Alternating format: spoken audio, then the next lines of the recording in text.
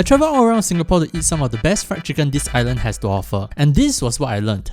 Chickens stink. Unless you live in the rural areas of Japan or some place where you have access to high quality poultry, chickens are inevitably going to come with a stench. Especially so when you're running a business and producing a huge volume of fried chicken every day. Because you have to go with a supplier that can meet your demand, they may not have the quantity you want, at the quality that you want, at the price point that can make you money. So what do? You cut the chicken pieces open, ensuring that the spots with the highest amount of stench, i.e. closest to the bone, are exposed to your brine and hot oil. You sacrifice juiciness, sure, but at least you get rid of that deal-breaking stench. From that point, all you have to do is to make delicious fried chicken, which is juicy, seasoned, crispy and hot. The most direct way of making fried chicken juicy is using a brine. A brining solution is a solution high in salt. About 5% of the water weight should be salt. What that does is that the salt reacts with the protein fibers, breaking them down over the span of 24 hours. Protein fiber tense up when heat is applied to it, and that pushes water out of the meat, causing the classic overcooked and dry meat. Brining disallows that by breaking the proteins preemptively. Imagine this, you're sitting on a chair, in your hands, a detonator.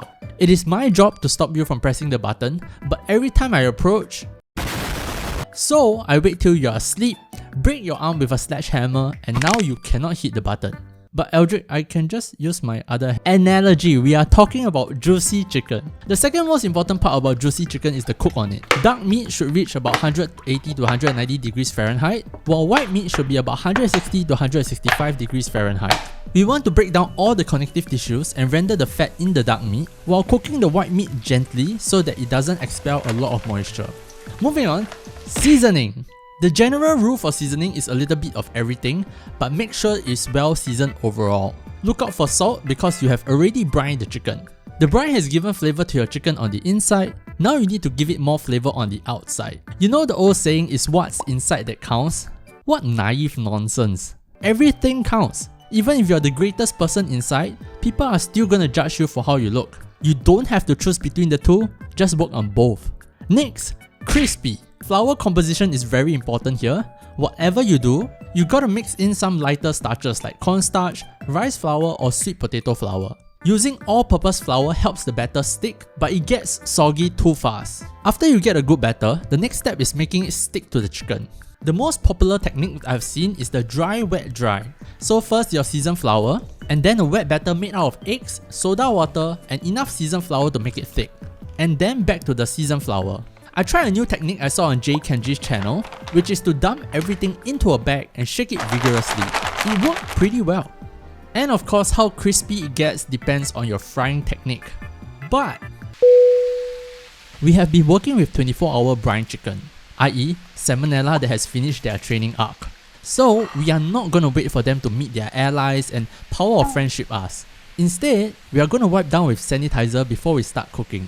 Anyway, we are going to double fry. So first fry about 330 degrees Fahrenheit oil. If you're using a home gas stove like mine, the preheating of the oil will take about 15 minutes on medium to medium high heat. We always want a steady heat when deep frying because oil takes very long to get up to temperature but also takes very long to cool down. Chicken's in until it hits about 10 degrees Fahrenheit off your desired internal temperature. The carryover cooking will bring it to where you want it to be. This is to cook the chicken through and will not make it crispy. Second fry, oil now up to 380 degrees to 400 degrees Fahrenheit. Chicken's in until the crazy bubbling simmers down. You're not actually cooking the chicken at this point, you just want to drive out any moisture that was drawn to the batter. This technique maximizes evaporation and should give you a crispy batter. And lastly, hot. We got to have our chicken straight out of the fryer.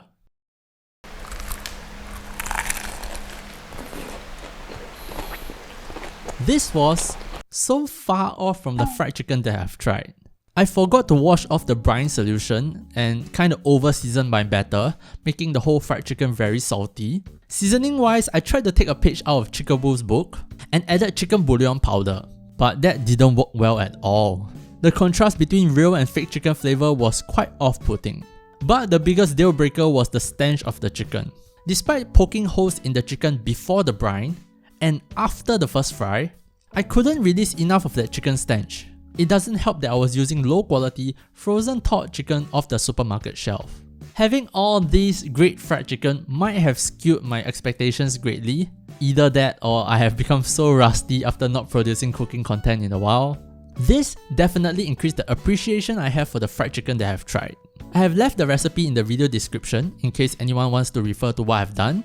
I will definitely do better come the second season of the best fried chicken in Singapore. But for now, that is all I have for you guys this time. Thanks for watching. Bye!